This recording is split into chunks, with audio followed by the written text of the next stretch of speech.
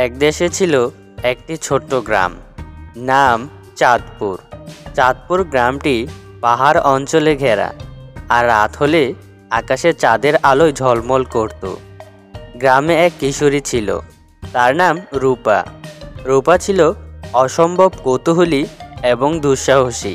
একদিন রূপা গ্রামের পুরনো এক সাধুর কাছে শুনল, চাঁদের রাজ্যে এক মহামূল্যবান রত্ন লুকানো আছে। যে রত্ন পাবে তার জীবন হয়ে উঠবে আনন্দে পূর্ণ। তবে সে রত্ন পেতে হলে চাঁদের আলোর পথ ধরে যেতে হবে। রূপা এই গল্প শুনে স্থির করল সে চাঁদের রত্ন খুঁজে বের করবে। এক পূর্ণিমার রাতে রূপা চাঁদের আলোকে পথ নির্দেশক ধরে চলতে শুরু করলো। হাঁটতে হাঁটতে সে এসে পৌঁছালো এক জাদুকরী বনে। সেই বনে গাছেরা কথা বলতো, পাখিরা গান গাইতো।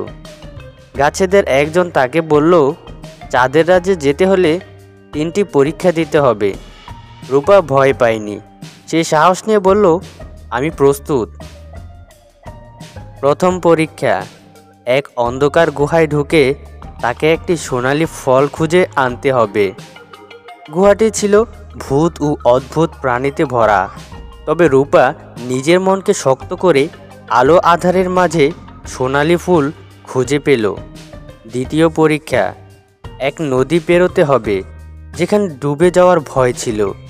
নদীর জলে থাকতো এক দৈত্য। রূপা তার বুদ্ধি দিয়ে দৈত্যকে বোঝালো যে সে কোনো ক্ষতি করতে আসেনি, দৈত্য তার পথ ছেড়ে দিল। তৃতীয় পরীক্ষা, শেষে তাকে পাহাড়ের ওপরে উঠতে হবে যেখানে বাতাস এত তীব্র ছিল যে হাঁটাই কঠিন, কিন্তু রূপার সংকল্প তাকে পথ দেখালো। সব পরীক্ষা শেষ করার পর রূপা পৌঁছালো চাঁদের রাজ্যে, যেখানে এক দেবদূত তার হাতে একটি ঝলমলে রত্ন তুলে দিল। দেবদূত বলল, এই রত্ন শুধু তোমার সাহস আর সততার পুরস্কার, তুমি এটাকে নিজের মতো করে ব্যবহার করো। রত্ন নিয়ে রূপা ফিরে এলো গ্রামে। রত্ন থেকে আলো ছড়িয়ে পড়ল, আর পুরো গ্রাম সুখে শান্তিতে ভরে উঠল। রূপা বুঝল আসল রত্ন সাহস, সততা আর ভালোবাসা।